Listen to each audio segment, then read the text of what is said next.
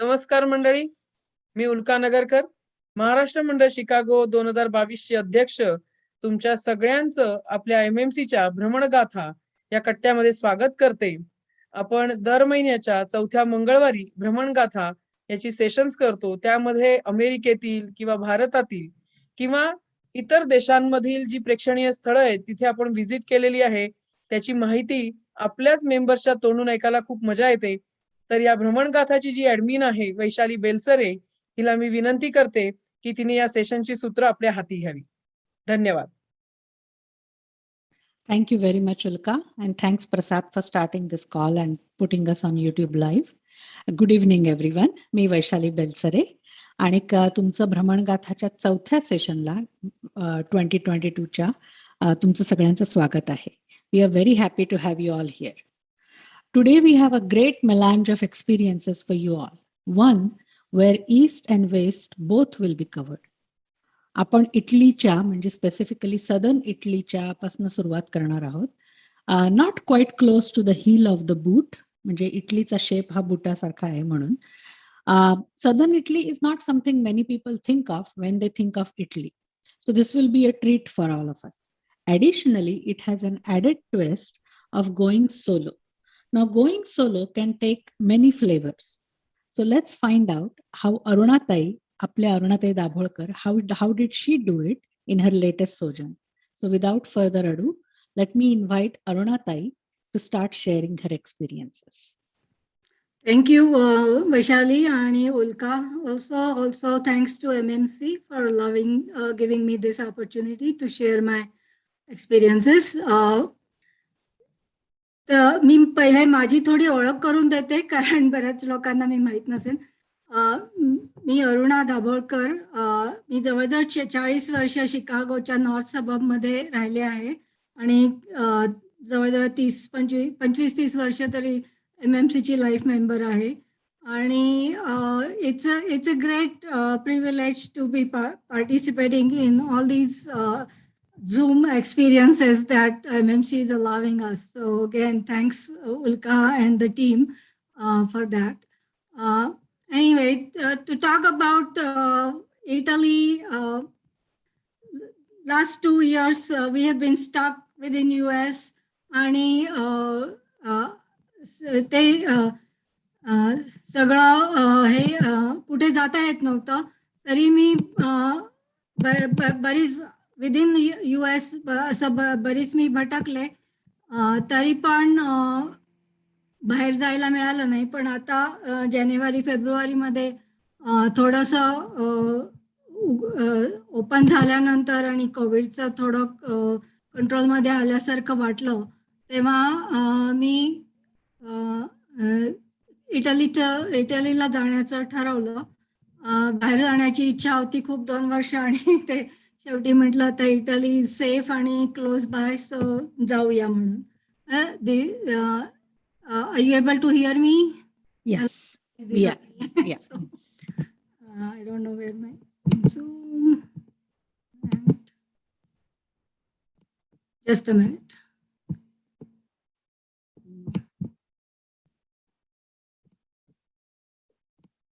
Prasad, I need help, I think. मी share करू का?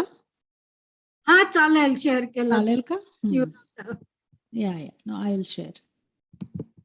I see only Vaishali on my screen. आणि बाकीचं कोणीच. Okay, here. शेअर झालाय आता. झालंय? शेअर झालाय आणि ऑन करा. I don't know why my thing is not showing up. That's okay, no worries. तुम्ही हे बोला, मी तुमच्या बरोबर. फक्त अरुणाताई आणि वैशालीचा स्क्रीन दिसतोय. वैशाली, तू तिचं काय पॉवर पॉइंट असेल तर शेअर कर. हो, मग दिसतंय का? आता मी शेअर करते. हो, तुझा स्क्रीन पण फार बारीक दिसते मला तर काहीच. हा नाही, I will put it on.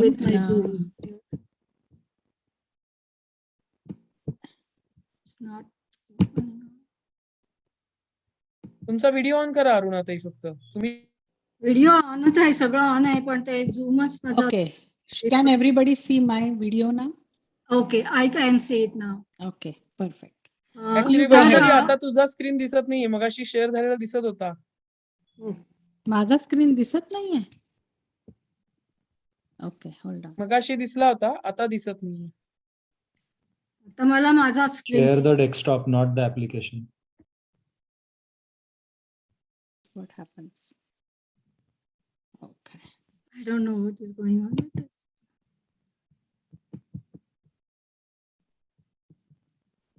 May be एक काम करूया, अरुणाताईंचं तसंही झूम बहुतेक हँग झालाय, तर आता आधी माधव दादांचं सेशन करून घेऊया आणि मग परत अरुणाताईंना लॉग इन करायला सांगू आणि मग त्यांचं करू तोपर्यंत. ठीक आहे. ठीक आहे. तसंही चालेल. मी लॉग ऑफ करते आणि मग परत ट्राय. या. आय डोंट नो व्हॉट तो हॅपन. पण आपण माधव दादांचं सेशन करूया.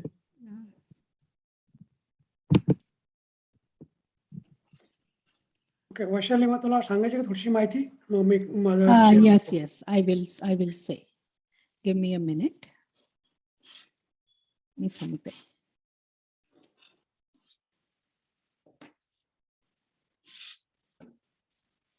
एक मिनिट हा जरा. माझं पण जरा ते काहीतरी हँग झालेलं आहे.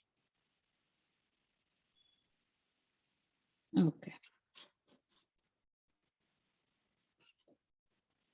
Am I sharing still? No, you are not I'm sharing. not. Okay. All right. So we will come back to Arunatai. But let's now turn our attention to a country which is adjacent to India, which is China. So China, obviously, आता आपल्याला मध्ये कोविडमुळे चायनाच्या सगळ्या ते स्थिती माहितीच आहे. परंतु चायनाला also it has a long history of several innovations आणि कल्चरल डेप्थ जशी आपल्या भारतात आहे. त्यामुळे like a lot of people, Madhav Dada was also curious about this country and he has been there just a few years ago. त्यामुळे he will take us for a virtual ride through this country आणि let's invite him to share his experiences in China.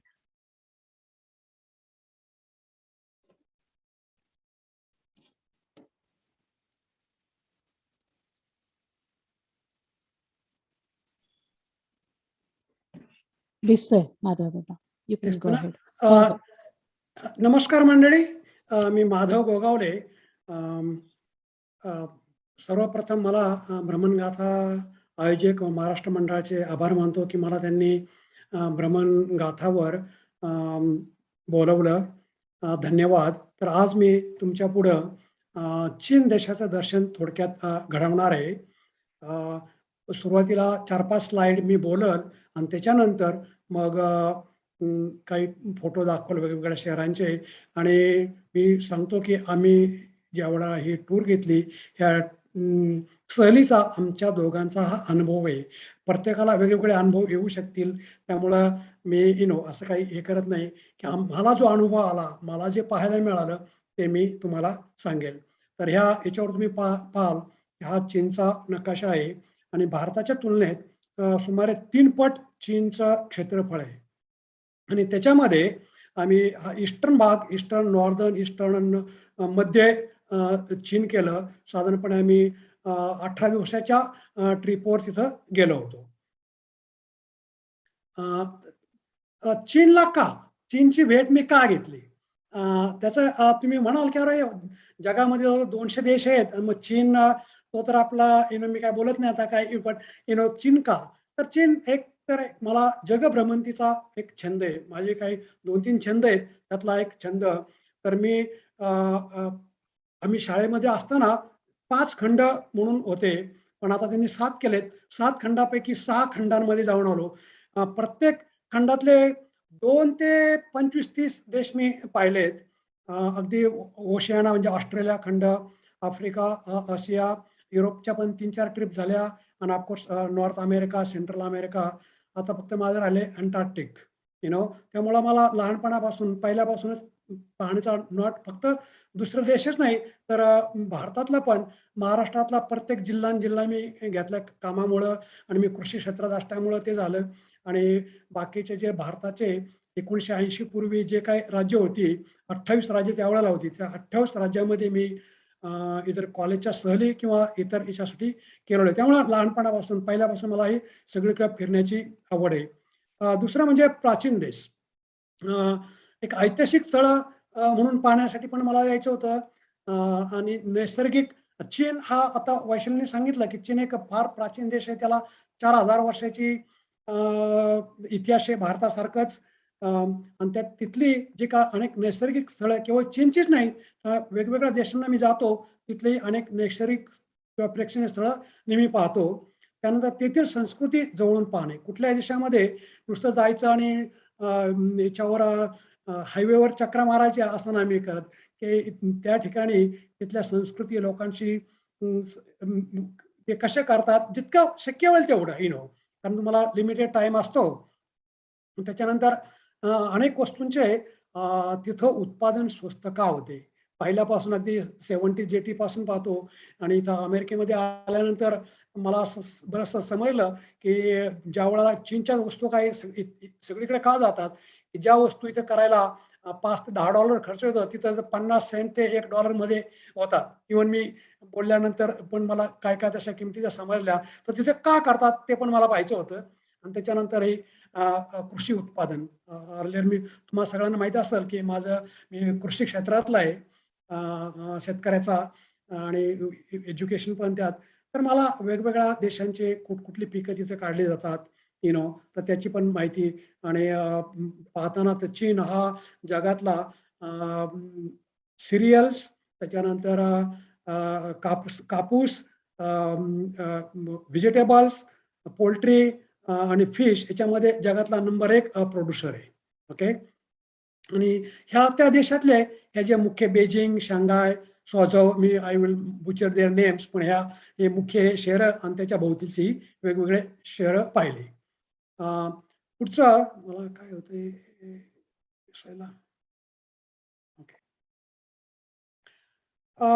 थोडक्यात थोडीशी माहिती. बाकीच्या देशांचे visa मी सांगितलेच, की मी अनेक देशांना भेटी दिल्या. बाकीच्या देशांचा व्हिसा काढायला फार इझी जातं, पण चीनचा व्हिसा जरा कठीण आहे. आणि का तर त्यांना ते प्रत्यक्ष तुम्हाला हाताने प्रत्यक्ष जावं लागतं. ऍटलिस्ट मी ज्यावेळी काढला त्यावेळेला तरी, आता बदललं असेल कदाचित, पण त्यावेळी पर्सनली तुम्हाला जायचं, तिथं अप्लिकेशन पर्सनली भरायचं, सगळं पेपरवर्क पर्सनली जायचं, मेलने किंवा ईमेलने काही नाही. व्हिसा मिळतो त्यावेळेला जाताना पण तुम्हाला पर्सनल जावं लागतं. तर डाऊनटाऊनला तुम्ही गेलात की त्या ठिकाणी ते सगळं करतात. लकीली आपल्याला डाऊनटाऊन शिकागोमध्येच त्यांचं एम्बेसी आहे. पुढचं म्हणजे आता मला समजलं, की तुम्हाला जर 144 तास म्हणजे जवळ 7 एक दिवस होतात, तर तसं तुम्हाला विदाऊट व्हिसा तिथे काढता येतं. कदाचित आता त्यांनी चीनने हे केलं असेल, की आणखी लोकांना अट्रॅक्ट करायला. बऱ्याच जणांनी सांगितलं, की व्हिसा कठीण आहे म्हणून अट्रॅक्ट करायला त्यांनी आता हे एक नवीन काढले, की 144 तास तुम्ही व्हिसा फ्री तिथं राहू शकता. आणि विशेषतः अशा टूर येतात तिथल्या चीन, जपान, चीन, थायलंड वगैरे. तर 4-5 दिवस काढायचे, परत त्या दुसऱ्या देशाला जायचं, परत 4-5 दिवशी इथे यायचं. म्हणजे तुम्हाला तर व्हिसा काढावं शकत नाही. त्याचप्रमाणे तिथलं कल्चर पण फार वेगळं आहे बाकीच्या देशांप्रमाणे. तुम्ही युरोपमध्ये जा, ऑस्ट्रेलिया, न्यूझीलंड किंवा इव्हन आफ्रिकेत, इंडियातल्या, मिडल ईस्ट इकडं तिथलं कल्चर एकदम वेगळं आहे. आणि सांगायचं म्हणजे तिथं जवळजवळ 32 मिलियन मोर मेन दॅन वुमन. ओके. सध्या त्या देशामध्ये. आणि भारतामध्ये अमेरिकेमध्ये तेच प्रमाण 97 पुरुष आणि 100 स्त्रिया. त्याच्यानंतर दुसरा एक फूड सेफ्टी हा एक विषय असतो, ते फार जपून करायचं असतं. बहुतेक आपले प्रेक्षक किंवा बहुतेक जे आपले जातात भारतीयांना, आपल्याला एक सवय, की आपल्या बरोबर तुम्ही घेऊन जायचं. मी ज्यावेळेला जातो त्यावेळेला एक सुटकेस भरून आपलं खायला घरातले करून, मी स्वतः शाकाहारी आणि तिथं काय मिळेल माहित नाही आपल्याला, कारण त्यांच्या भाषा वगैरे वेगळ्या असतात. आता जरा बदलते सगळे जगभर, पण पूर्वी असं होतं, की मग तो प्रॉब्लेम येऊ नये म्हणून मी ते आपल्या बरोबर घेऊन जातो बरंचसं स्नॅक्स. तसं तर विशेषतः चीनमध्ये ट्रॅव्हल स्कॅम्स वगैरे बरेच असतात. तर ज्या अशा अगदी खास जे रिलायबल आहे असल्याच एजन्सी बरोबर तुम्ही जा. त्याच्यानंतर health issue generally avoid public facilities खूप आहे तिथं. दुसरं म्हणजे एअर पोल्युशन, ते पण तिथं आहे जरा थोडंसं. पण त्याचं मला तुम्हाला सांगायचं की तिथं आम्ही शांघाय आणि पेकिंग ह्या शहरात होतो. तर तिथं त्या मोटरसायकली तुमच्या समोरून जायचा, कसलाही आवाज यायचा नाही, काही नाही. म्हटलं कसं काय बाबा हे. तर मग नंतर मी पाहिलं, जवळ गेलो, एखाद्या जवळ गेलं तर पाहिलं अशी ते बॅटरी त्या मोटरसायकल लावतात ते, आणि ती इलेक्ट्रिक चालते. त्याच्यामुळे त्याचा आवाज पण येत नाही आणि धूर पण काही येत नाही. त्यामुळं पुढच्या 10 वर्षामध्ये तो एअर पोल्युशन आहे ना ते कम्प्लीट बंद होईल मला तरी वाटतं. मी का ते पुढे नंतर सांगतोच. आणि सध्या आज मी पाहिलं तर करन्सीतली जे रेट आहे यान त्याला म्हणतात, तर एका डॉलरला 6.56 आहे आजचा रेट होता तिथं. आणि तो रेट बदलतो सारखा, तुम्हाला माहिती आहे सगळ्या देशांचा. आम्ही गेलो त्यावेळेला असं 5 का असं काहीतरी होता. पुढचं जे आहे की मला चीनमध्ये कुठल्या गोष्टी आवडल्या. ओके, तर चीनमध्ये एकतर अमेरिकन प्रवाशांची घेतलेली काळजी. त्या लोकांनी खरोखर त्यांना वाटलं की जे हे अमेरिकेतनं आलेत तर मग ते आमची खूप अगदी स्पेशल ट्रीटमेंट मिळायची. तुम्ही कुठल्याही देशामध्ये जा, स्पेशली न्यूझीलंड, ऑस्ट्रेलिया, ऑस्ट्रेलिया खंडात किंवा मग इकडं एशिया वगैरे पाहिलं तुम्ही, अमेरिकेत आला की तुम्हाला एक खास ट्रीटमेंट मिळते. आणि त्यातही भारतीय होतो त्यामुळे पुढं काय फायदा झाला ते पण तुम्हाला सांगतो. तिथं निसर्ग सौंदर्य, of course it's a beautiful country. प्राचीन वास्तू म्हणजे इमारती. खरोखर त्या लोकांची मला अगदी कौतुक करावं वाटतं. झालं काय आपल्याकडं की भारतातल्या ज्या काय अजूनही काही खूप चांगल्या गोष्टी आहेत आज, पण बऱ्याचशा आपल्या मुसलमानांनी जेवढ्या आपल्या स्वाऱ्या केल्या त्यात ते तोडल्या गेल्या. त्याच्यानंतर ब्रिटिशांनी नंतर काय राहिलं होतं ते पण आपले विशेषतः महाराष्ट्रातले किल्ले वगैरे तोडले की त्यातनं लोकांना प्रेरणा मिळून परत त्यांनी त्यांच्या विरुद्ध करू नये. म्हणजे आपल्या ज्या वस्तू होत्या काही तोडल्या गेल्या, काही राहिल्या, पण या चीन लोकांनी त्यांच्या सगळ्या प्राचीन वस्तू अजून तशाच ठेवल्यात. वाहतुकीची साधने पण भरपूर चांगली आहे तिथली. रस्ते, महामार्ग पण इतके जबरदस्त, अमेरिकेसारखे काय इतके सुंदर चांगले रस्ते तिथं. आणि एक सांगतो मी तुम्हाला, तिथलं पुढं पण सांगेल, पण एक रस्ता करायचा होता त्यांना. त्या रस्त्याच्या गावातून जात होता रस्ता. त्या गावातली त्या लोकांना त्यांना उठायचं होतं. 8 दिवसाची त्यांना फक्त मुदत दिली आणि त्यांना दुसरीकडे घरं सांगितलं की ह्या 8 दिवसामध्ये तुम्ही जा. तुम्ही नाही 8 दिवसात गेला तर बुलडोझर. आणि अक्षरशः त्यांनी ती बुलडोझर करून ते रस्ते केले. म्हणजे त्याचे काही फायदे असतात, काही कम्युनिझम समाजवादीचे. त्यातला एक ते मला एक आवडला एक. आणि दुसरं म्हणजे तरुणांची मदत करण्याची भूमिका. इथले जे तरुण आहेत ना ते तुम्हाला खरोखर मदत करतात. बाकीच्या देशामध्ये मी बऱ्याच देशामध्ये फिरून आलो, 50-60 देशामध्ये जरी गेलो असेल, पण त्याच्यापेक्षा मला चीनची जी तरुण मुलं आहेत ती फार आवडली. अनेक ठिकाणी ते न विचारता तुम्हाला यायची आणि ती मदत करायची. ओके, त्यातनं काय त्यांना काय पैसे मिळत होता असं नाही, एक त्यांच्या देशाची एक चांगली हे करण्यासाठी. दुसरं भारतीय लोकांबद्दल असलेली आस्था. तिथल्या लोकांना भारतीय लोकांबद्दल पहिल्यापासून, कारण आपलं जे एक अध्यात्म किंवा बौद्ध धर्म तिथं किंवा आपल्याकडे असणारी काही चांगल्या गोष्टी त्यांना आवडतात आणि त्या आपल्या भारतीय लोकांबद्दल त्यांना चांगले असतात. ॲटलिस्ट तो माझा अनुभव आहे. करमणुकीचे कार्यक्रम पण फार सुंदर होतात तिथं. मी बोलेल त्याच्यावर. इतके जबरदस्त असतात. आणि संग्रहालयाची जोपासना, तिथले सगळे संग्रहालय सुद्धा अतिशय ते सुंदर ठेवलेत. पालकांची काळजी या ठिकाणी मला जरूर सांगावंसं वाटतं तुम्हाला की आपली जी संस्कृती होती की आई वडिलांची, सासू सासऱ्यांची किंवा वयस्कर मंडळींची, ज्येष्ठ नागरिकांची काळजी घ्यायची. तर हे त्या देशामध्ये केवळ संस्कृतीच नाही तर त्यांच्या कायद्यानेही त्यांना ती तशी ती घ्यावी लागते. आणि त्याच्यामुळं अगोदर काय होतं, 2015 पर्यंत त्या देशाची एक अपत्य पर कपल, म्हणजे जोडप्या फक्त एक बाळ, जास्त बाळ करायची नाही. केलं की तुरुंगामध्ये तुम्हाला मारून टाकणार. त्यामुळं त्यांचं पॉप्युलेशन, लोकसंख्या कमी ठेवण्यासाठी त्यांची ती पॉलिसी होती बरेच वर्षे. पण झालं काय, 30-40 वर्षामध्ये 2 पिढ्या आल्या, 2-3 50-60 वर्षे काय असेल ती पॉलिसी. तर त्याच्यानंतर की त्याचे म्हणजे नवऱ्याचे आई वडील, त्याचे आजोबा आजी, ते 4. त्यानंतर तिचे आई वडील, तिचे, कारण ते एकच असणार ना, एकच अपत्य, ते आजोबा आजी ते आणि हे दोघं जण आणि त्यांचं एक मुलगा, असे 11 लोकांची त्या दोघांवर सगळी जबाबदारी यायला लागली. आणि जसं हे सगळं औद्योगिकता वाढली, महागाई वाढली, सगळं वाढलंय, तर या दोघांवर ते खूप ताप व्हायचा. म्हणून शेवटी मग 2015ला त्यांच्या प्रेसिडेंटने की हम दो हमारे दो, म्हणजे त्यांनी आता 2 मुलं परमिशन दिली. त्यामुळं त्यांनी लोकसंख्या इतकी काय याच्यात ठेवली.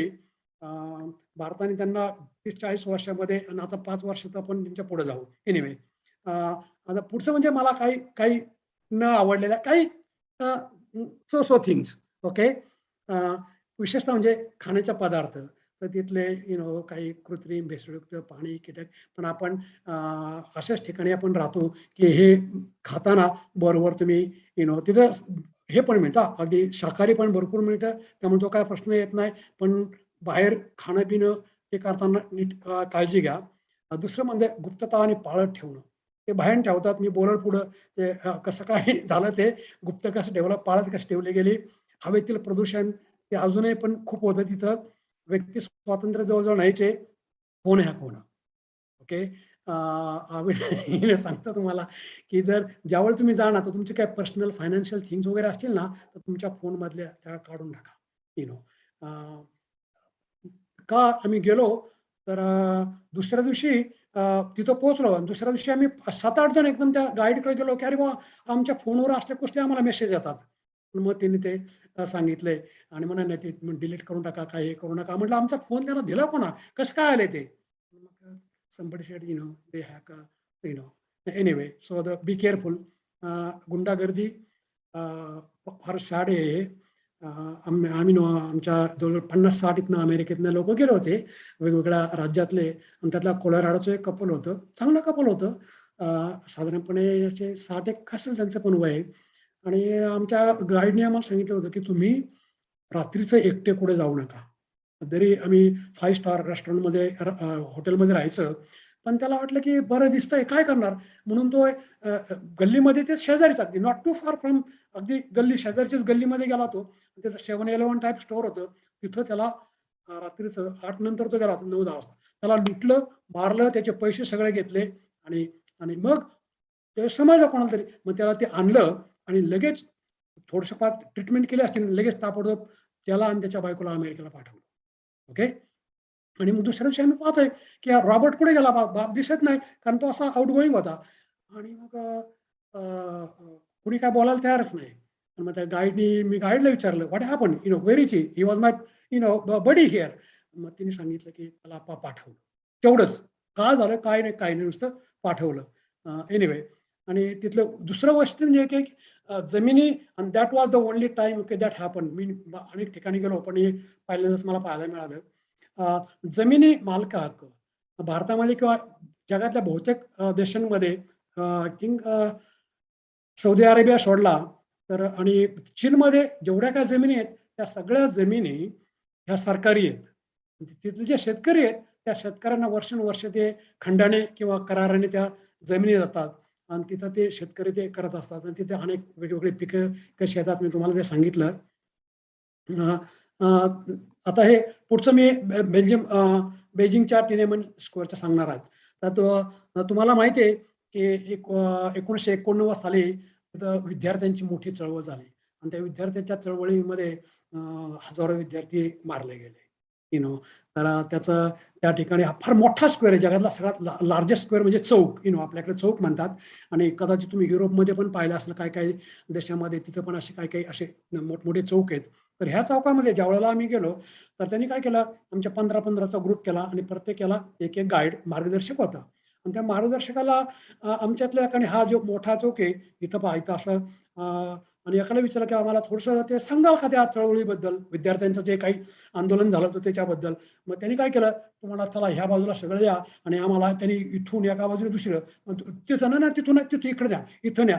आणि मग त्यांनी प्रत्येकाला आम्हाला त्यांनी ID कार्ड काढायला सांगितला की बरोबर आहे केलं की तुम्हीच सगळेजण ह्याच ग्रुपमधले आहेत. म्हणलं अरे का चाललं, काय करतोय तू हे, आम्हाला सांगायच्या ऐवजी. मग त्यांनी सांगितलं की माझा चुलता, माझा भाऊ त्या चळवळीमध्ये मारले गेले. ओके. आणि मलाही पण त्यांच्या ह्याच्यामध्ये घ्या असं सांगत होते, पण मी गेलो नाही. आणि मी तुम्हाला का हलवलं तर त्या ठिकाणी असे गुप्त मायक्रोफोन ठेवलेले आहेत किंवा त्या ठिकाणी फोटोमध्ये दिसलं तर माझा टेप करून मी तुम्हाला जे सांगतोय ते करण्यासाठी मी तुम्हाला या बाजूला घेतलंय. आणि याच्या इथं बऱ्याच ठिकाणी असे त्यांचे हेर असतात तर ते आहेत का नाही हे पाहण्यासाठी मी तुम्हाला प्रत्येकाला हे करून घेतलं. म्हणजे अजूनही तिथं ते आहे. आणि हे पाठीमागं ह्या मोठा चौक आहे, त्या चौकाच्या पाठीमागं त्यांची राजधानीचं संसद हाऊस त्यांचं ते इथं ते कसं बंद आहे. आणि ह्या ठिकाणी मला हे चित्रावर तुम्हाला सांगायचं आहे की हा जो मधला जो फोटोग्राफर होता, तो फोटो करत होता. ज्यावेळेला पोलिसांची गाडी आली, त्याला आवाज आला तो तिथून आमच्यापासून पळत सुटला. गाईडला विचारलं, काय झालं बाबा त्याला? तो म्हटला, या पोलिसांना जर त्याला पाहिलं तर त्याला लगेच आतमध्ये टाकतील, म्हणून तो दुसऱ्या ग्रुप बरोबर जातोय की तो असं फोटो बिटो काढतोय, असं नाही. एनिवे, हे टिनेमन स्क्वेअरची माहिती यू कॅन रीड मोर.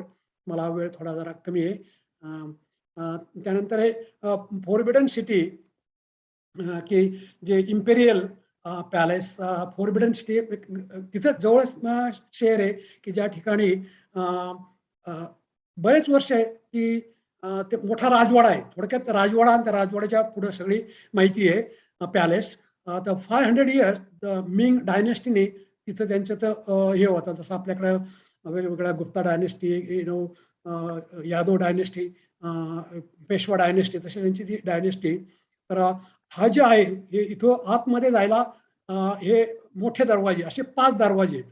मी का सांगतोय, तर मुख्य जो दरवाजा आहे त्या मेन दरवाज्यातनं फक्त राजा, राणी, राजकुमार आणि राजकन्या किंवा त्यांची सून ती होणार. आणि तो दरवाजा फक्त त्यावेळी वापरायचे ते, की ज्या वेळेला त्यांच्या राजपुत्राचं लग्न झालं की मग सून आतमध्ये आणायला फक्त त्या दरवाजातनं.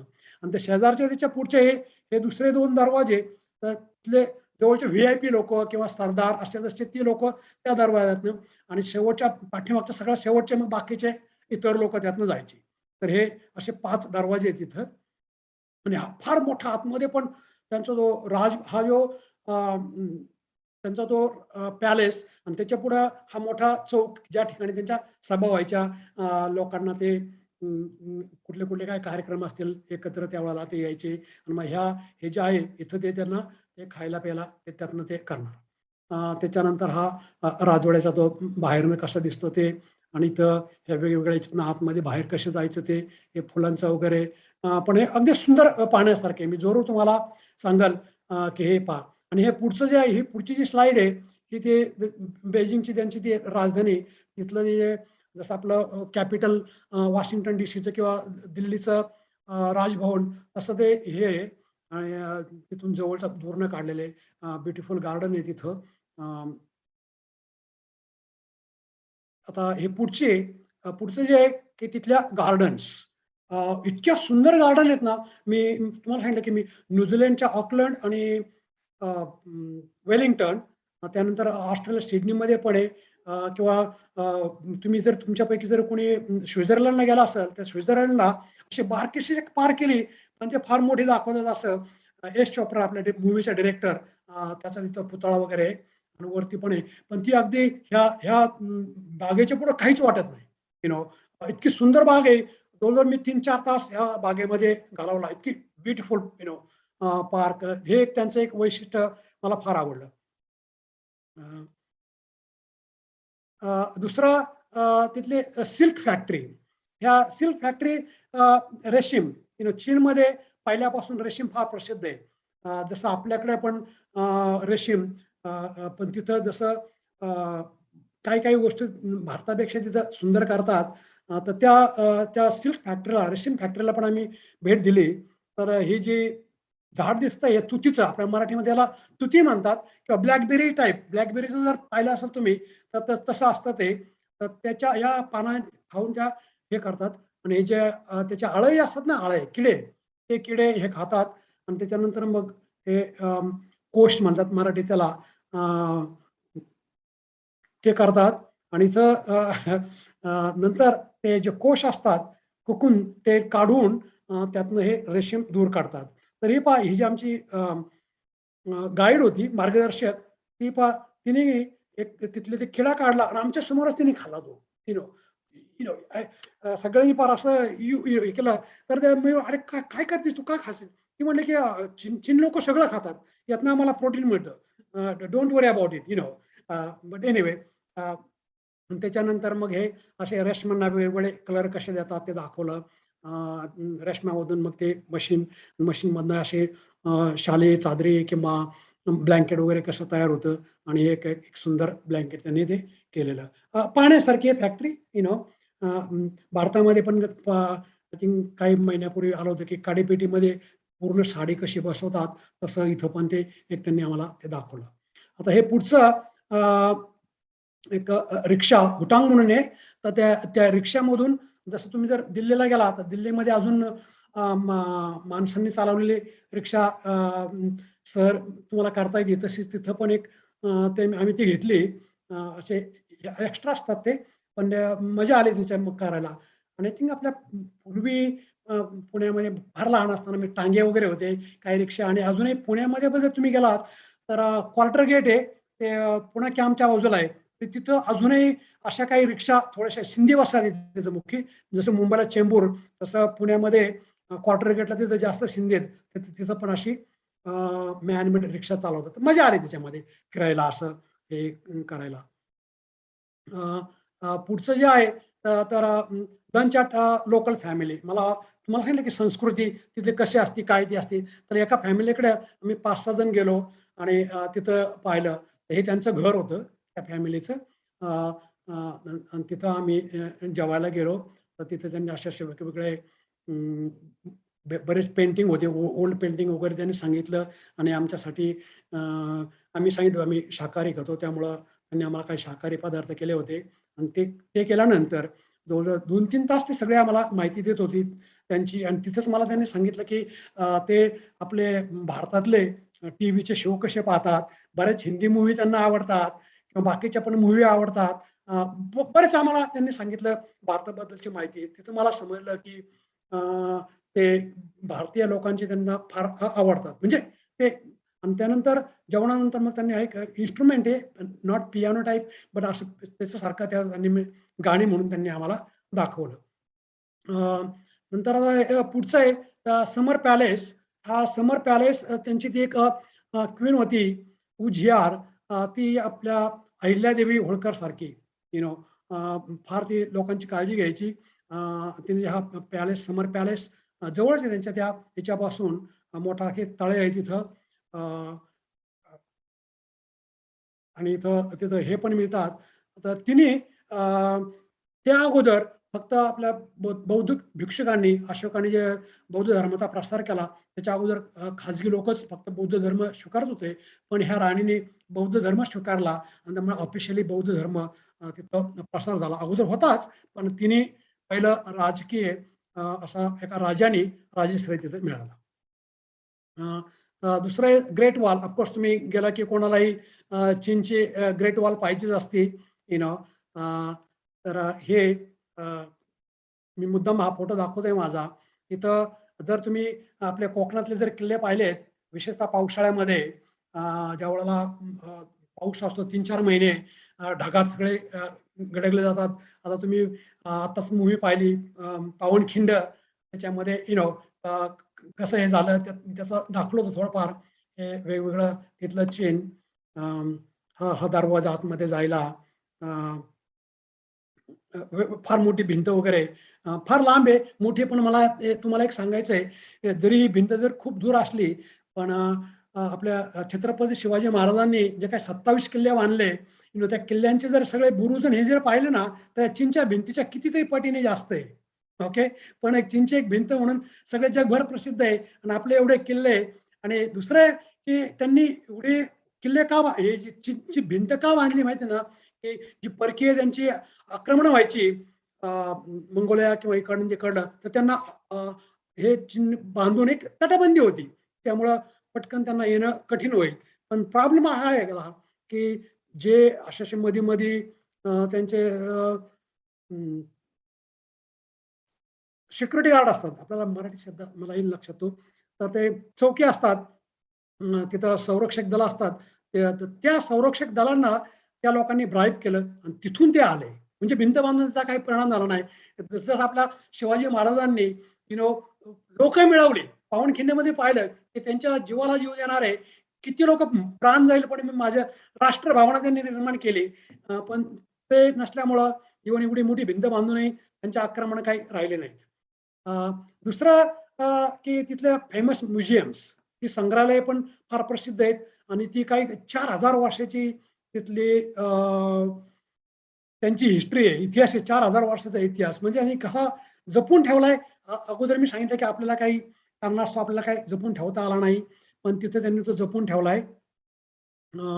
इथे एक म्युझियम पाहिलं आम्ही, जेड म्युझियम, वेगवेगळ्या प्रकारचे सांगायला आता मला वेळ नाही, पण ते पण पाहण्यासारखे आहे. पुढचं चायनीज मेडिसिन सेंटर, हे पण अगदी पाहण्यासारखं आहे. ही आमची गाईड आहे, त्या तिथं हे लाकडाचे मोठमोठे असे, आपल्याकडे लाकडी पहिलं असं जेव्हा लाकडी सोऱ्या, लाकडी चाटू किंवा लाकडामध्ये करायचं, किंवा आपले खलबत्ते वगैरे त्याच्यामध्ये असे आपण हे करतो. तर तसं हे ह्याच्यामध्ये ते हे करतात ह्याच्यामध्ये. आणि हे जे आहे ना इथं तुम्हाला अकुपंक्चर, फूट मसाज किंवा ऑइल मसाज हे पण करतात. ते तुम्हाला कसं उपयोगी पडतं इत्यादी तिथं ट्रॅडिशनल मेडिसिन मध्ये चांगलं आहे. संग्रहालय सगळी माहिती सांगतात. पुढचं आहे ट्रेनची ट्रिप. ओके, ही पण आम्ही घेतली तशीच, कारण ही काय आमच्या याच्यामध्ये नव्हती, एक्स्ट्रा असते ती, पण ही जगातली सगळ्यात फास्टेस्ट ट्रेन होती, त्या गेलो होतो आम्ही. तर ती बुलेट ट्रेन ती 430 किलोमीटर पर आवर जाते. ओके, आणि एवढी कशी काय जाते, तर त्याचे मॅग्नेटिक लेव्हिएशन आहे आणि ही सस्पेंड होते. ओके, नो सपोर्ट, आणि it uses the magnetic field to accelerate. त्यामुळे एकदम पटकन ती इतकी जोरात जाते. तर इथं पाहिजे हे माझा हे जे आहे, आम्ही 2 मिनिटामध्ये तिने 0 पासून 428 किलोमीटर गेले.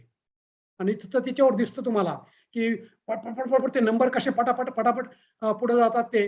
आणि इथं मग तिथनं आल्यानंतर, आणि इथंच मला तुम्हाला सांगायचं की आम्ही 5-6 जण होतो, आणि आम्हाला काही चायनीज येत नाही.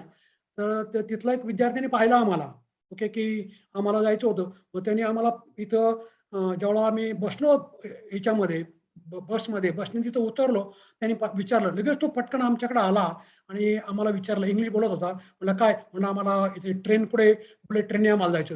तर तो आमच्या बरोबर तिथं आला, आम्हाला तिकीट काढायला मदत केली, आणि नंतर पण परत सांगितलं, तो गेला, आम्ही त्याला काही पैसे द्यायला घेतलं नाही. म्हटलं मला नको, मला मदत केली यातच मी धन्य आहे. आणि मग पुढे उतरल्यानंतर वन वे होता, आम्ही मला वाटतं 50 किलोमीटर का 100 किलोमीटरचा असा काय जो प्रवास होता. तर तिथं परत म्हटलं की मी माझ्या मित्रांना फोन करतो, ते पण तुम्हाला तिथून मदत करतील. It's a beautiful train, beautiful ride, go enjoy it. नंतर ही पर्ल फॅक्टरी पाहिली, तिथं ती पण चांगली मोत्यांची ही जे पाहिजे ना, जवळजवळ 42 का काहीतरी त्यातनं ते मोती त्यांनी ते काढले होते. जर तुम्ही हवाईला गेला असाल किंवा ऑस्ट्रेलियाला गेला असाल तर त्या ठिकाणी पण अशी पर्ल फॅक्टरी आहेत. हे पर्ल्स वगैरे पण ते पण दाखवतात, मस्त आहे. नंतर असे ओल्ड स्ट्रीट, ती पण सुंदर आहे. कदाचित अरुणाताई तुम्हाला सांगतील, जे इथलं जे एक आहे सुंदर असे लेक मधून आम्ही बोट राईड घेतली होती. त्याच्याबद्दल पुढे पण माहिती सांगतो. Let me go back. Sorry, हे जे आहे ना तिथे एक लग्न एक वेडिंग चाललं होतं त्यांचं, तर त्या लेकवर त्यांनी ते वेडिंग केलं तिथं. पुढची जे हंगाजू हे लिंगरिंग गार्डन आहे. ही गार्डन जवळजवळ 1200 वर्षाची जुनी आहे. त्याच्या अगोदरची पण इतकी मोठी पहा, आणि यातले हे जे झाड आहे ना हे सांगतात जवळजवळ 1500 वर्षाचं जुनं झाड आहे. ओके, आणि हे 700-800 वर्षाचं. म्हणजे जेव्हा तुम्ही पाहता इतक्या वर्षाची, आपले पण काही वडाची झाडं पाहिलं तुम्ही, ती पण हजारो वर्षाची जुनी आहेत. पण इतकी मोठी आणि इतकी काही चांगली काळजी ठेवलेली आहे एका ह्या डायनेस्टीने. त्यांनी जवळजवळ 1090 साली, म्हणजे जवळ 1200-1300 वर्ष होऊन गेले आहेत, त्यांनी सुरू केलं. ब्युटिफुल गार्डन आहे, आणि ऑफकोर्स हे ओल्ड हेरिटेज आहे, पाहण्यासारखी. त्याच्यानंतर पुढचं जे आम्ही गेलो, तर ही जी दुसरी जी बोट आहे, टूर पाहिले, तर तिथं करताना आम्ही एक लहान मुलगी तिथं आली, नंतर पायी चालायला सुरुवात केली, तर ती लागली आमच्याबरोबर बोलायला. आणि मग तिच्या आईला सांगत होती, तुम्ही कुठलं, मग आम्ही सांगितलं इंडियातनं वगैरे, आणि तसं अमेरिकेतलं, पण मूळचे आम्ही भारतातले. तर मग त्या मुलीने लगेच सांगा की मला पण भारतात जायचंय, मला पण तिथं बॉलिवूडमध्ये ऍक्ट्रेस व्हायचंय, असं तसं सांगत बसली. आणि तिने असा सुंदर ड्रेस आणला, दाखवला, बोलला असं. पुढचं नंतर ग्रीन टी विलेज, सुंदर एरिया आहे. तिथं गेलो. त्याच्यामध्ये हा जे चहाचे मळे आहेत त्या ठिकाणी हे जे असे ते चहाच्या तिथले मळ्याचे ते हे आहेत आणि अशी ही पानं दिसतात. पण तिथला चहा हा ग्रीन टी हा चहा वेगळा असतो. आणि भारतात जे होतं दार्जिलिंगला किंवा उटीला मी जाऊन आलो तर तिथली जी चहाची पानं ही जरा वेगळी असतात. आणि ऑफकोर्स तुम्हाला माहिती आहे की त्यापूर्वी ब्रिटिश येण्यापूर्वी आपल्याकडे चहा नव्हता. ब्रिटिशांनी भारतामध्ये चहा आणला आणि तेव्हापासून आपण चहाला चहाचे गुलाम किंवा हे झालं. आणि हे जे पाहिलं तुम्ही, ही बाई तिथं आम्हाला आपले इन्फॉर्मल कमर्शियल कसे असतात इतके काही सुंदर सांगत होती की हा चहा कसा करायचा, हे करा ते करा ते करा आणि हे घ्या हे ते घ्या, इतकं सुंदर तिने सांगितलं. आणि बाहेर त्याच्या असा मोठा चहाची किटली आहे, त्यातनं असं ते चहा असा पडत असतो. ग्रीन टी ब्युटिफुल आहे पाहायला.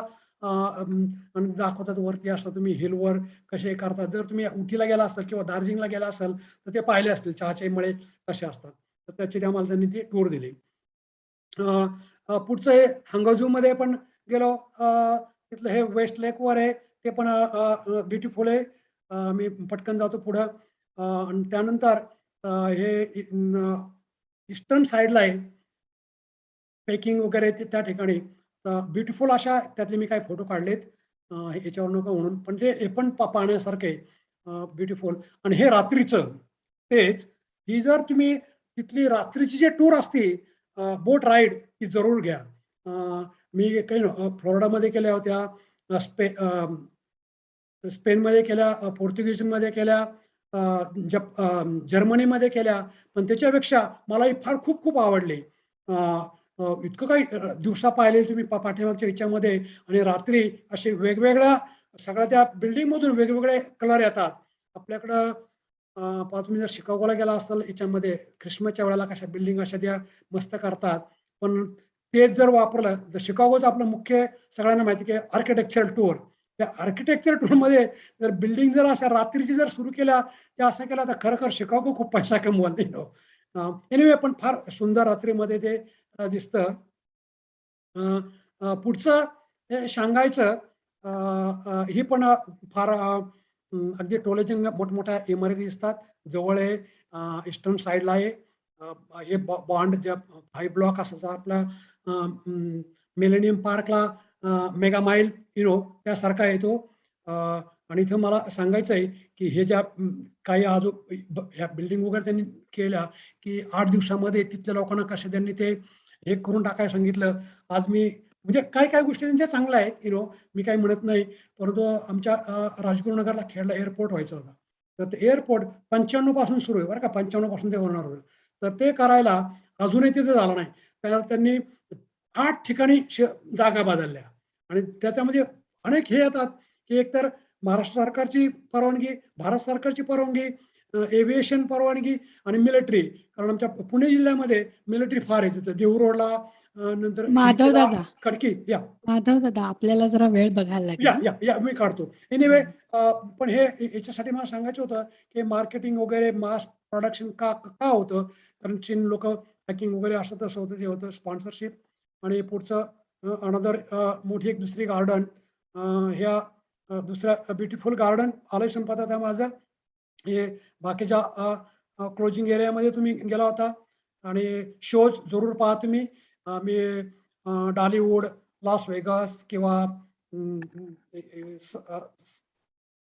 सिडनी ऑस्ट्रेलिया इथं पाहिलं, पण आपला किंवा जाणता राजा याच्यापेक्षा इथले शो फार मस्त असतात, फार सुंदर असतात. आणि नंतर शॉपिंगला वगैरे गेलो तर मला तिने सांगितलं की तुम्ही इथली शॉपिंग करू नका, तुम्हाला वॉलमार्टमध्ये फार चीप पडेल इथल्यापेक्षा, इथले घेण्यापेक्षा. आणि माझं ऑफकोर्स एक तिथं मी आय रॅन इंटू एक बौद्ध भिक्षुक, त्याच्याबरोबर बराच वेळा काढला. आणि त्याने पण मला सांगितलं की भारताचे आणि त्यांचे किती जवळचं नातं आहे. आणि शेवटचं एक वेडिंग आलं तर त्या वेडिंगमध्ये कसे तांबडे करतात आणि तिथं पण असं डेस्टिनेशन, ते जे कपल 500 मैलावरून तिथं आलं होतं ते वेडिंग करण्यासाठी. छान लेख आहे. थँक्यू फॉर अटेंडिंग टुडेच माझं प्रेझेंटेशन. थँक्यू. आणि आता मी माझं थांबवतो. Right. No, thank you so much Madhav Dada. I no चीन देश सुद्धा एवढा मोठा आहे की आपल्या दिलेल्या वेळात ते कव्हर करणं हे सुद्धा थोडंसं कठीणच आहे. पण we do have Italy also to cover. So we are hoping. Arunatai, are you back? Yes, I'm back. Can you hear me? Yes. Do you want to go ahead and show us a little bit about Italy? Yeah, I hope I can get back on this Zoom again. Share screen. Let's see. आणि जर का तसं नसेल तर तुम्ही बोलून दाखवलं तरी चालेल. आपण नंतर Okay, share करू. yeah. If it doesn't work, then I will just speak. दिसतंय का? हो, दिसतंय. दिसतंय. स्लाइड शो आता करा. Oh, great. स्लाइड शो करते.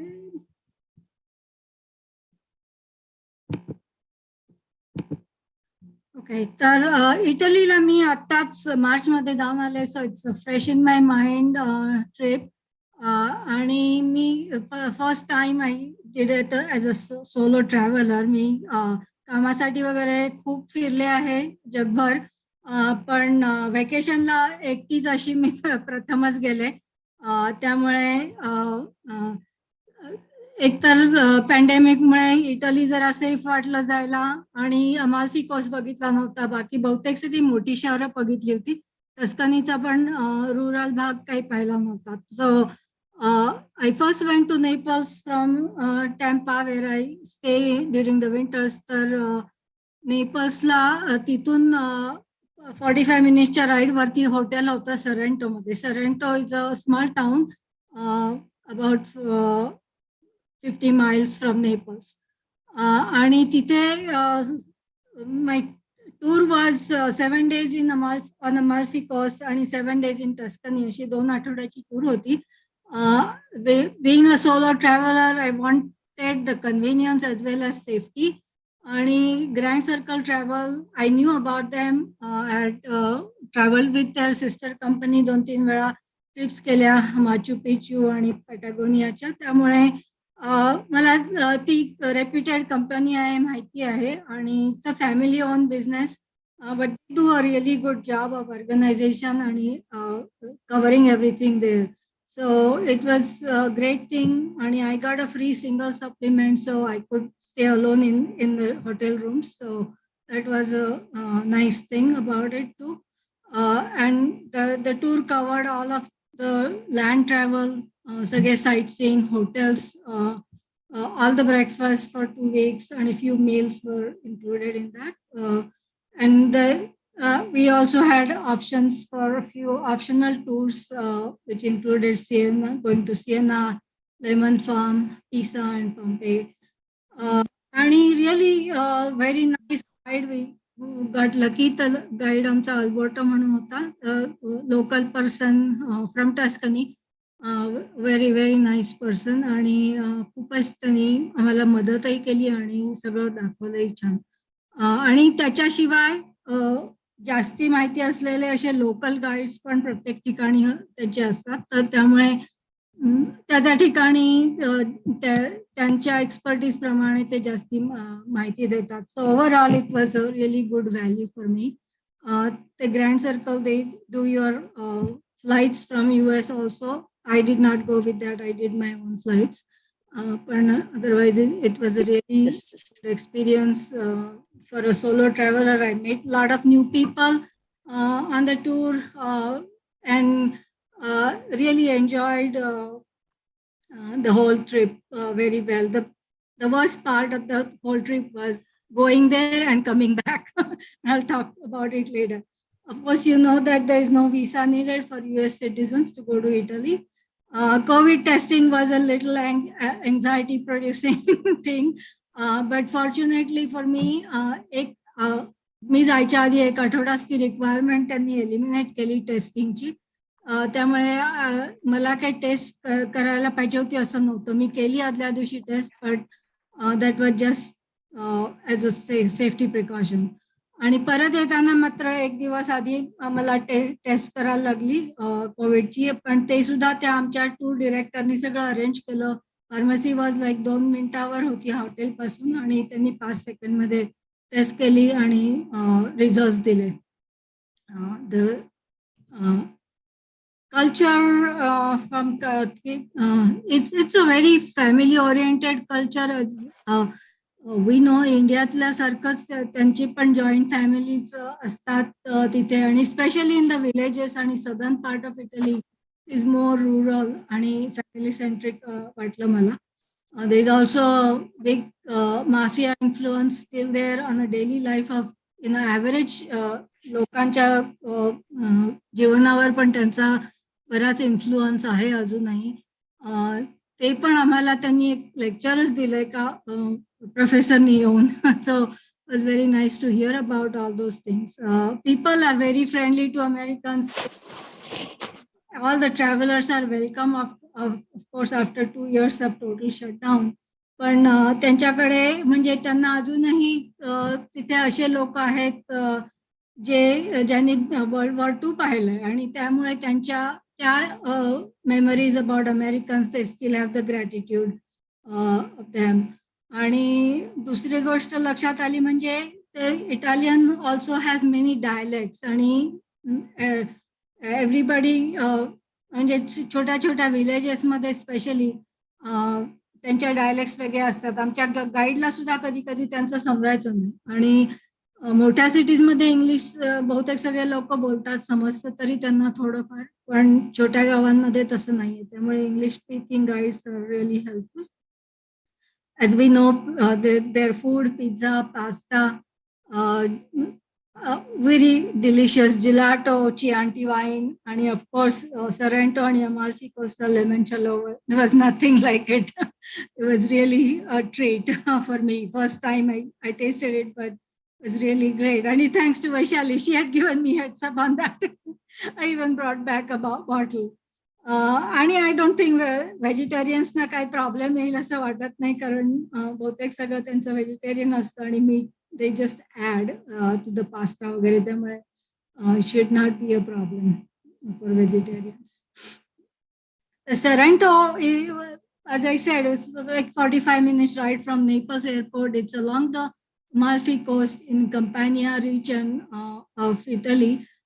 It was centrally placed to cover the coast, आणि तिथे हॉटेल पण छान होतं, रूम्स चांगली मोठी होती, आणि द टाउन इज, म्हणजे आम्ही त्या टाउन मध्ये जातानाच आम्हाला रस्त्याच्या बाजूला अशी ऑरेंज ट्रीज, आणि सगळ्याला अशी छान ऑरेंजेस लागलेली. Was so nice to see that. आणि म्हणजे आपल्या साईडवॉक वरती सगळीकडे ऑरेंज ट्रीज, आणि खाली काही काही ठिकाणी ऑरेंजेस पडलेली बघायला खूप छान वाटलं.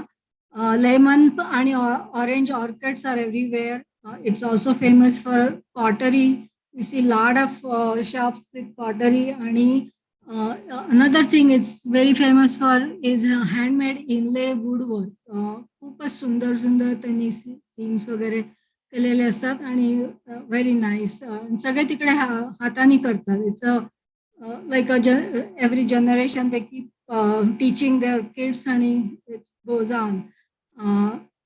Sorrento itself is a very picturesque fishing village, and Marina Grande is a very nice place to go.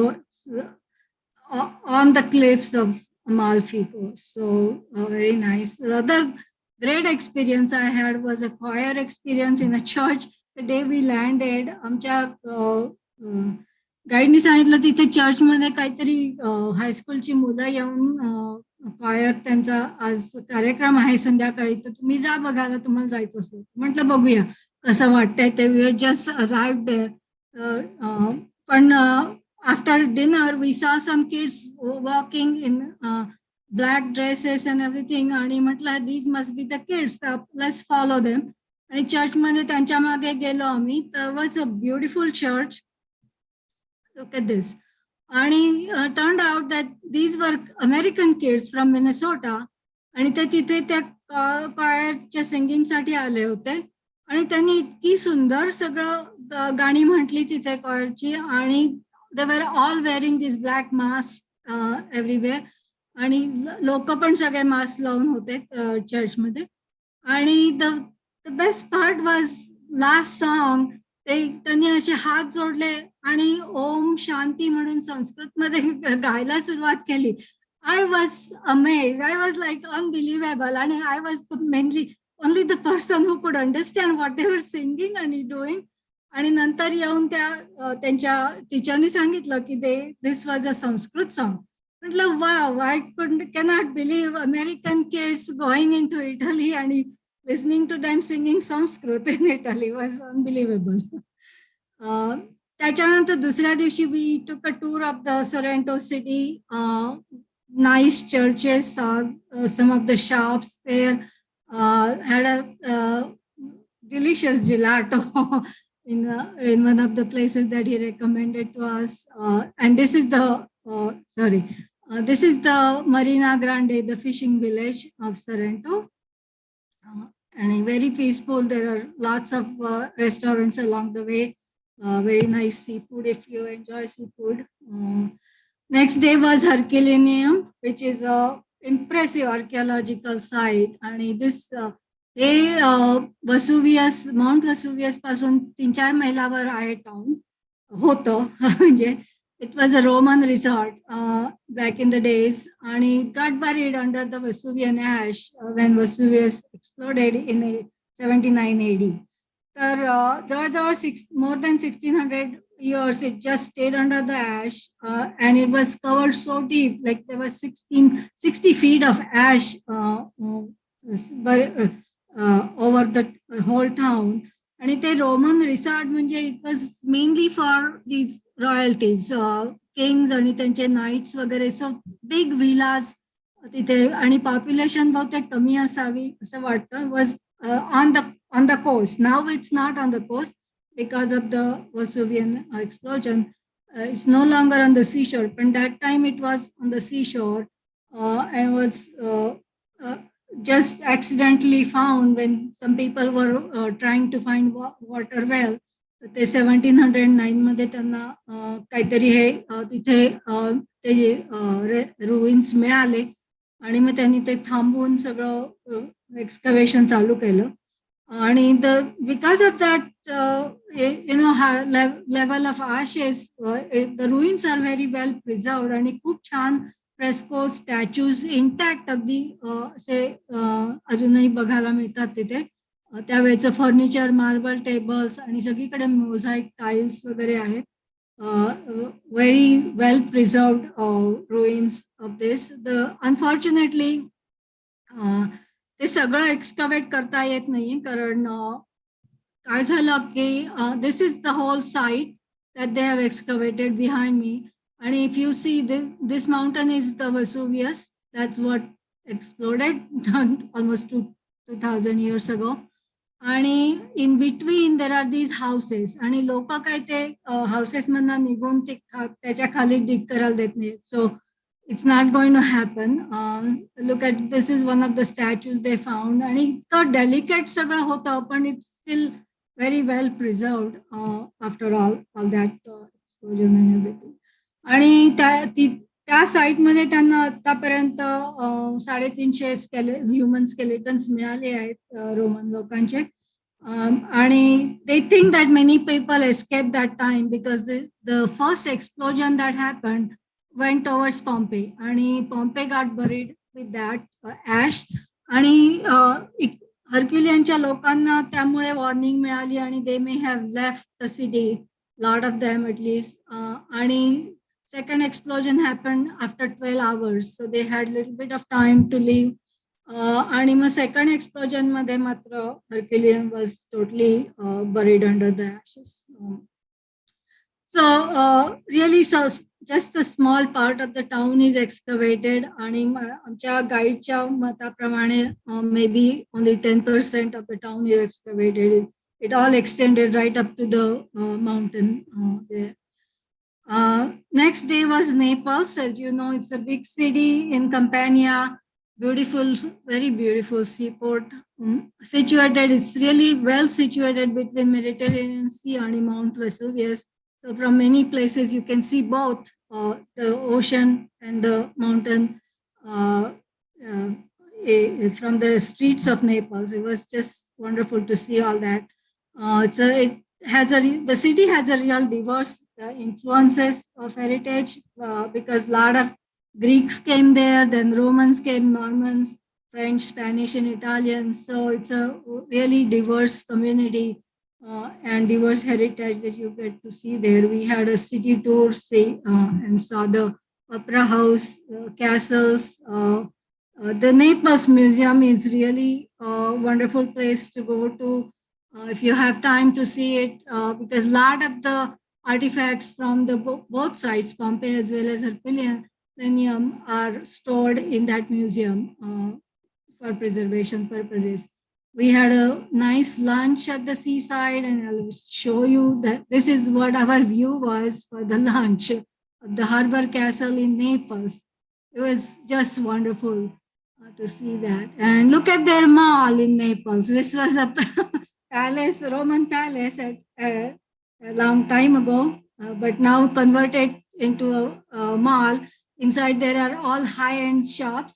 आणि सगळ्या फ्लोअर वरती इज मार्बल, इनले मार्बल, आणि इट्स ब्युटिफुल. त्यांनी सगळ्या झोडियाक सायन्स तिथे केल्या आहेत त्या मार्बल इनलेज मध्ये.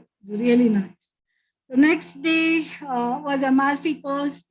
We traveled, was just a panoramic drive all the way from Sorrento to Amalfi. Amalfi itself is a village, and all along the way there are all these towns clinging to the cliffs of the seaside. And you see Positano, Rivello, Salerno, etc. Really beautiful bus ride. आणि त्यानंतर अमाल्फीला गेल्यानंतर बोट ride घेतली अमाल्फीच्या coast लाईनला, and it was a half-hour beautiful boat ride. And then this was my lunch in Amalfi, linguine with clams, fresh, really great, delicious meal. So this was on the way to Amalfi. You see all these villages along the hillside, आणि मध्ये churches दिसतात, and it's just a beautiful thing along the Mediterranean coast. This is the town of Amalfi. These two pictures I took from the boat ride. And this is, I think this is Ravello on top, and this is still part of Amalfi with a church there and so on. So that was really a great tour. A whole day was spent in that. It took us like 3 hours to get there and 1 hour to come back by highway. So you can imagine. But really a scenic ride, worth it. Next day, I went to Capri. Capri was not included in the itinerary, but I realized it was so close from Sorrento. It's also, and I had been there before. The Naples pasun pan, it's a 45-minute boat ride, and same thing from Sorrento. So I decided and everybody else, GCT had an optional tour of Pompeii, and I had seen Pompeii also before. So I prefer to go to Capri. आणि आमच्या tour मधली एक दुसरी बाई माझ्या बरोबर आली होती, तिला पण जायचं होतं कप्रीला. She had also seen Pompeii before. तर आम्ही दोघी book with the hotel was offering a tour, तर त्या टूर बरोबर गेलो.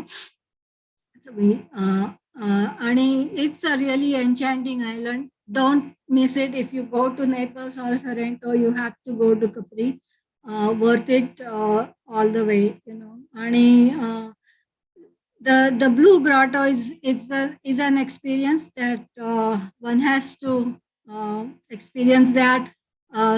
Unfortunately, it's not always open. It depends on the tide. If there is a high tide, you cannot go in. You go in a canoe, आणि ते इतकं छोटंसं, म्हणजे 3-4 फुटाचं ओपनिंग आहे त्या केवचं. इट्स अंडर वॉटर केव. The opening is very small, and when the light hits through that opening into the cave, it gives this blue glow all over the cave. So when you enter through, आणि कनू मध्ये तुम्हाला खाली बसायला लागतं, floor वरती. Seat वरती नाही बसायचं, कारण आणि त्या आतमध्ये जाताना तरी सुद्धा तुम्हाला डक करायला लागतं. They don't want you to hit your head on the walls here at the cave. आणि त्या आतमध्ये पहिल्यांदा एकदम काळोख दिसतो, पण नंतर जसा लाईट आपली कणू पुढे जाते आणि लाईट येतो, तर असं इतकं छान ब्लू असं सगळं पाणी खूपच छान दिसतं. Actually my daughter went there alone 1 year आणि she swam there. So was quite an experience. आणि त्या बोटनी जेव्हा आम्ही गेलो होतो सरण ठेवून, त्यांनी आम्हाला कम्प्लीट कपरी आयलंडच्या बाजूनी टूर नेली. So we saw a lot of things that I had not seen before. आणि हे there's a lighthouse there. Very nice. We also saw the Green Grotto. It's similar to Blue Grotto, but it's open from above. It's not a cave. पण तिथे पण असाच light strike होऊन असं green water दिसतं. आणि look at these rocks above. They also have that same green glow from the water. Next picture here is the view from Anakapri, which is on the island. Once you go on the island, there's a Capri आणि Anakapri असे 2 separate भाग आहेत तिथे. आणि always go to Anakapri first because there are more to this is what the view is. Anakapriला तिथून chairlift घ्यायला लागते आणि you get on the top of this little mountain. It's about 600 meters, so it's pretty high. And the view is of these rocks. They are called Filagrioni rocks. And really beautiful view, right? All the way Mediterranean Sea. आणि त्याच्यामध्ये हे सुंदर Roxx वगैरे आहेत. आणि परत आल्यानंतर actually there are arches formed in those Roxx. आणि आमची बोट त्यांनी ॲक्च्युली त्या आर्चमधनं नेली. It was really nice experience. So after the 7 days stay in Sorrento, we went to Montecatini, which is in Tuscany. आणि 350 किलोमीटरची बस राईड आहे. तर ती घेऊन आणि मध्ये म्हणजे there was a winery on the way. आमची वायनरी व्हिजिट पण झाली त्यामध्ये. आणि we had a nice lunch in the winery. There was wine tasting going on. आणि the hotel in Montecatini is about 40-50 miles from Florence. And it's a nice small town. There is a Montecatini Veso and Montecatini Alto. Veso is at the base. And main town is there. आणि तिथे ते thermal baths वगैरे बघण्यासारखे आहेत. आम्ही सगळी walking tour घेतली तिथे. Hotel was very well located for the moving about, going on your own for walks. आणि रेस्टॉरंट्स पण जवळपास खूप छान होते. The thermal baths are very well known. lot of celebrities have visited them. Lot of politicians आणि Hollywood movie stars we saw. This sidewalk has plaques, metal plaques on them with the names of the celebrities that have visited the thermal baths. And this whole thing goes towards the thermal bath. It was about 10 minutes walk from our hotel, so very close. Now this statue here, this is our guide, sorry, Alberto. And a statue is Puccini statue right on the sidewalk here. Very nice statue. And the significance of the statue is, as you know, he was a very well-known opera singer, but he used to smoke. आणि त्याच्या इकडच्या right हँडमध्ये cigarette आहे. आणि Alberto was telling us how he had a bad habit of smoking, and he died of lung cancer, unfortunately. And this is in the thermal bath. That is also a very nice medieval building. Columns वगैरे सगळे Roman type, and all the Roman royalties used to come there for the mineral bath. These minerals are supposed to be medicinal. They have medicinal properties. आणि this is just the fountain there. आणि तिथे एक असं pool आहे. And it seems that people can soak in that pool. That also has medicinal properties. But the main thing is the water that you can drink. आणि इथेच दुसऱ्या एका खोलीमध्ये असे टॅप्स होते आणि water was flowing through the taps all the time. आणि त्याच्यावरती टॅप्स वरती त्यांनी इटालियन मध्ये काय काय लिहिलं होतं आणि the way the guide explained to us that shows what the water is for: renal disease, gastrointestinal disease, etc. So त्यांनी त्या वॉटरच्या वरती, but you need a doctor's prescription to drink that water असं म्हणजे सांगितलं होतं. अरुणाताई, That आपल्याला was थोडं आवरायला लागेल ना, okay. Yeah, 9:15 होऊन गेलेत ना म्हणून. yeah. Next day was Siena. It's a medieval walled city from it has retained the Tuscan Middle Ages, in the architecture, etc. It's a big city hall and a tower there. These are the pictures of city Beautiful. from far. Then the Siena Cathedral, also really beautiful. The floors are just gorgeous. सगळं इनले केलेलं marble आहे तिथे आणि सगळ्या Bible stories R depicted आहे. दिस is a पालिओ stadium आणि इथे मध्ये असे thousands of people come there for this palio on August 16th every day. It's a horse race basically, and 10 horses are selected to run, and the horses run on these cobblestones around the people. And it's very expensive to just stand over there on that day, basically. So very nice. Next day was Florence. This is the view of Florence from far away from the Michelangelo Piazza. And this is the Florence Cathedral. It's the flower-shaped cathedral, very well-known dome, Duomo Plaza. So we had a walking tour around. And this is Ponte Vecchio, very well-known bridge. As you know, Florence is on Arno River, the city on the Arno River, and there are 17 bridges that go across the river everywhere. And in World War II, Germans bombed every bridge except for this bridge, Ponte Vecchio, which was saved because that's the only way they could come in and out of the city. And they bombed everything else, so it became quite a famous bridge. And this is the back side of the road. That's a Ponte Vecchio road. And all these shops are jewelry shops. So Florence really is well known for leather. And the tanning heritage is gone for generations together. And there's still nice leather shops there.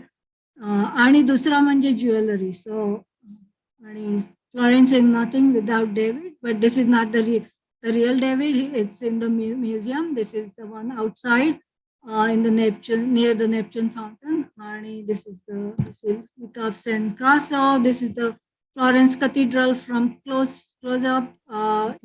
It's not possible to take a whole picture of the cathedral from close by.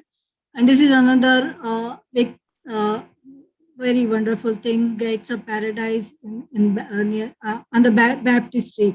These are bronze panels depicting Bible stories. They're carved in the bronze, and carvings are so intricate and so nice. It's just a marvelous thing to see, because every leaf you can see on that thing. So during the tour, we had many additional activities like lectures and discussions about mafia, immigration, art of Renaissance. We had a visit to a dairy farm. We saw them making cheese, ricotta cheese he made first, and then mozzarella cheese. We tasted all those, had a nice lunch there. Olive oil farm visit, lemon farm visit. There was a winery visit, as I said, in way to Tuscany. There was also a visit to a war memorial to the fallen Americans for foreign wars. And that was a very nice thing to see. It's maintained by American Navy, but it reminded me of Arlington Cemetery. Basically, it's on a smaller version. of Arlington Cemetery. We also had a cooking lesson in Chianti Villa. It's owned by Giada. That's what our guide told us in the bus while we were there. It's owned by Giada आणि तिथलं 300 वर्ष तो त्यांच्या फॅमिलीत आहे आणि तिच्या आईकडनं तिला तो मिळाला वगैरे वगैरे. आणि we all thinking Giada de Laurentiis. So we go there. आणि तिने आम्हाला इतकं छान सगळं दाखवलं ते तो विला आणि तिचा आणि शी told she basically had a cooking lessons for us.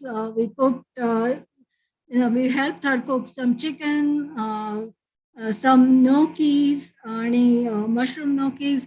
And it was really nice. We also made biscottis, and we all came to a conclusion: this Giada is better than the one on TV. And we also had a home-hosted dinner, and this was, we were in Sorrento. I forgot to tell you about it. And no item that we ate there or saw there was from a grocery store. So everything was home cooked, homegrown. आणि असं ते त्यांचा form घराच्या जवळ joint family situation. आणि त्या she was probably 75-80-year-old lady who had cooked dinner for us, and it was a very nice experience to see that. जे काहीच म्हणजे अगदी ॲपेटायझर पासून ते शेवटच्या लेमन चेलो पर्यंत सगळं घरी बनवलेलं होतं आणि made from things that are grown at home. म्हणजे it was really wonderful to see that. So it was a really great experience for me. Now I know I can do it alone. So ciao. Thank you Arunatai. खूपच छान झालं तुमचं presentation. We were eagerly for this presentation. Hello, माझा आवाज ऐकू येतोय? हो हो येतोय. हा, आणि माधव दादा तुमचं पण प्रेझेंटेशन खूपच झालं, छान मस्त आलं. आणि विदाउट तिकीट आणि विदाउट RT-PCR आम्हाला जायला मिळाल्यामुळे अजूनच छान वाटलं. आमचा पण एक तासाचा छान प्रवास झाला. खर्च पण नाही. तर मला वाटतं तुमच्या दोघांचा एवढा छान एक्सपिरियन्स आहे, तुम्ही बुकच्या रूपात लिहायला पाहिजे. खरंच तुम्ही खूप छान ठिकाणी गेलेले आहात, तर तुम्ही बुक्सच्या रूपात लिहा, म्हणजे आम्हाला पण त्याचा फायदा होईल पुढे नक्कीच. आणि आमच्या विनंतीला मान देऊन तुम्ही दोघंही भ्रमणगाथाच्या मंचावर प्रेझेंटेशन करायला आलात, त्याच्याबद्दल आम्ही MMC तर्फे तुमच्या सगळ्या दोघांचेही आभारी आहोत. तसंच मी MMCच्या तांत्रिक टीम आणि फ्लायर टीम तसेच सर्व आपल्या भ्रमणगाथाच्या सदस्यांचे आभार मानते, कारण ते आल्यामुळे हा कार्यक्रम छान झाला.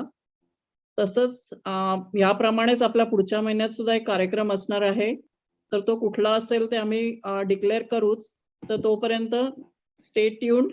आणि तुमचे काही ह्याबद्दल प्रश्न असतील माधव दादा किंवा अरुणाताईंसाठी, तर आता वेळेअभावी आपण ते घेऊ शकत नाहीये, पण तुम्ही त्या भ्रमणगाथाच्या मंचावर लिहिलेत तर त्याचं नक्की त्या दोघंही उत्तरं देतील, याबद्दल शंका नसावी. तर पुन्हा एकदा सगळ्यांचे आभार मानते आणि good night. Thank you all. Good night. Madhav दादा आणि अरुणाताई तुम्ही 2 मिनिटं थांबणार का ब्रिजवरती? बाकीचे सगळे ड्रॉप झाले तरी चालतील. ठीक आहे. थँक्यू.